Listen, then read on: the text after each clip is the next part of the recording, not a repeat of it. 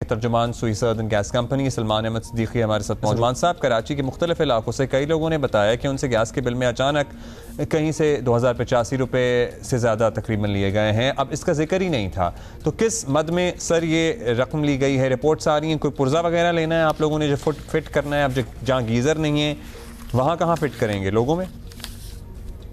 इस सवाल का जवाब देने से पहले मैं ये समझता हूँ ज़रूरी कि इसका तनाजुर ज़रूर बयान कर दूँ कि ये किस चीज़ के किस मद के अंदर ये चार्जेस जो हैं वो लोगों को बिलों में आए हैं। देखिए, गवर्नमेंट ऑफ पाकिस्तान ने जनवरी 2023 के अंदर एक फ़ैसला किया कि एनर्जी की कंजर्वेशन के लिए एक बैफल है, कॉनिकल बैफल के नाम से, वो इंट्रोड्यूस कराया है कि वो जितने भी गीज़र इस्तेमाल करने वाले सारिफीन हैं पूरे पाकिस्तान में, उनके अंदर वो उसकी तनसीब को लाजमी करार दिया। उस तनसीब के लिए उन्होंने ओगरा को फिर एक समात के लिए कहा, जो ओगरा ने अवामी समात के बाद इसके अंदर जो उनके कॉन्ट्रैक्ट्स होते हैं कमर्शियल सारिफीन के और डोमेस्टिक सारिफीन के, उनके कॉन्ट्रैक्ट के अंदर रद्दोबदल करके इस चीज़ को अप्रूव किया। अच्छा, इसके जो बचत होती है वो एक सारिफ अपने बिल में 45% तक जो अपने बिल की रकम है उसकी बचत कर सकता है, और जो नेशनल कॉज है, नेचुरल गैस की बचत है, वो कौमी तौर पे उसमें अपना हिस्सा जो है वो 25% तक डाल सकता है। अच्छा, जो ये कॉनिकल बैफल की कॉस्ट है वो 2085 रुपये है। अब जैसे आपने कहा कि कराची के मुख्तलिफ इलाकों में लोगों को बिल मिले जिसमें 2085 रुपये लगे हुए थे, तो थोड़ी सी मैं तस्दीक कर दूँ कि ये मुख्तलिफ इलाकों की बात नहीं हो रही। सिर्फ गुलिस्तान जौहर में एक हमारा साइकिल चला था बिलिंग का, पहले ये उनको बिल किए गए थे 2085 रुपये, और 2085 रुपये जो है ये कॉनिकल बैफल की प्राइस है। ये कैसे मेक श्योर करेंगे कि गुलिस्तान जौहर की आप बात कर रहे हैं, ये उन्हीं घरों में बिल जाएगा 2085 रुपये जहाँ कॉनिकल बैफल आपको लगानी है, जहाँ गीज़र मौजूद है? क्योंकि lot of people have switched from the gas geyser to electric geyser, क्योंकि गैस नहीं आती है। गैस की लोड शेडिंग से लोग इतना तंग आते हैं कि वो इंस्टेंट इलेक्ट्रिक गीज़र इस्तेमाल करते हैं, जब चाहिए होता है गर्म पानी नहाने के लिए चलाते हैं, बंद कर देते हैं। सो ये आप कैसे कर रहे हैं मेक श्योर? देखिए, इसमें ज़ाहिर लोगों की अपनी आरा है, हमें एहतराम भी है, लेकिन इसमें वो भी हक़ वज़ारी में इस बात में कहने में, क्योंकि अभी हर घर का मुकम्मल सर्वे नहीं हुआ। जिन इलाकों के सर्वे हो गए हैं, जैसे मैंने जौहर का बताया, तो उस इलाकों के अंदर जो है वो बिल किए गए हैं सारिफीन को, और ये जैसे जैसे सर्वे होते जाएंगे तो उसकी बुनियाद के ऊपर ये लोगों को बिल्स उनके बिल्स में ये चार्जेस लगाए जाएंगे। चलिए, आप कह रहे हैं सर्वे के बाद ही जिनके हो गए उन्हीं में आए हैं, जिनके पास गैस का गीज़र है। ये चार्जेस क्या एक ही दफ़ा देने होंगे? आई होप नहीं, ऐसा कुछ भी नहीं है।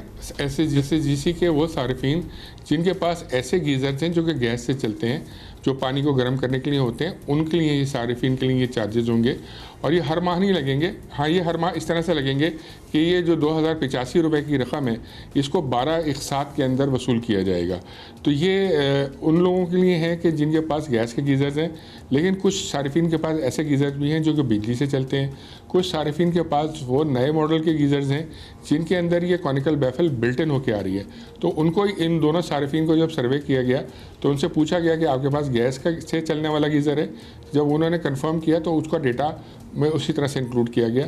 तो ये 12 महीने की आसान एक साथ में 2085 रुपये जो वो उनसे वसूल किए जाए। चलिए, अच्छा कि एक्सप्लेन कर दिया कि ये 2000 समथिंग रुपये जो हैं ये 12 महीने किस की सूरत में आएंगे, और उन्हीं को बिल आएगा जिनके गैस के गीज़र लगे हुए हैं और पुराने मॉडल के लगे हुए हैं जिसमें कॉनिकल बैफल नहीं है।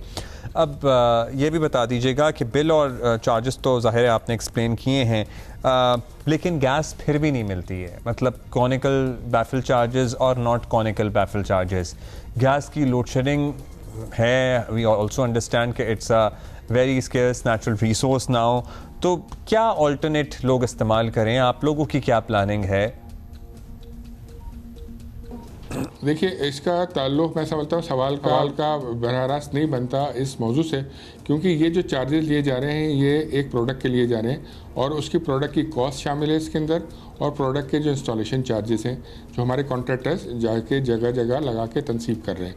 तो ये उस तनाजुर में तो ये सवाल जो है उससे रिलेटेड नहीं है, क्योंकि हमने जो चार्जेस लिए हैं वो एक प्रोडक्ट के अगेंस्ट और उसकी इंस्टॉलेशन के लिए है। जहाँ तक गैस की अवेलेबिलिटी का ताल्लुक़ है, सर्दियों में आपको पता है हमारे साथ चैलेंजेस बढ़ जाते हैं, क्योंकि सर्दियों में जो हमारा बलूचिस्तान रीजन है, ख़ासतौर पर जो हमारा क्वेटा की जो हमारी जितनी भी क्लाइंटेल है, कस्टमर्स हैं, वहाँ हमारी गैस की सप्लाई 3 गुना हो जाती है, क्योंकि उनके यहाँ शिद्दत से सर्दी पड़ती है और उस शिद्दत की सर्दी के अंदर उनको अपने आप को, अपने माहौल को गर्म रखने के लिए, अपने पानी को गर्म करने के लिए इजाफी गैस की ज़रूरत होती है। जैसे हीटर चलाए जाते हैं, रूम में अपने लोग चूल्हे जला के रात को सोते हैं, जिन जिन के पास जैसे हीटर्स हैं तो हीटर जलाते हैं। तो इसकी वजह से जो गैस की डिमांड बढ़ती है 3 गुना, तो वो शॉर्टेज होती है। जहाँ से गैस की इतनी सर्दी नहीं पड़ती, जैसे कराची के अंदर कम सर्दी पड़ती है, तो यहाँ की जो गैस है वहाँ पे हमें मजबूरन अपने भाइयों की जो हमारे बलूचिस्तान में है और जो अपर सिंध में भी हमारे अच्छे खासे सर्दियाँ जहाँ पड़ती हैं, वहाँ हमें इजाफी गैस देनी पड़ती है। शुक्रिया आपका, थैंक यू सलमान सिद्दीकी साहब।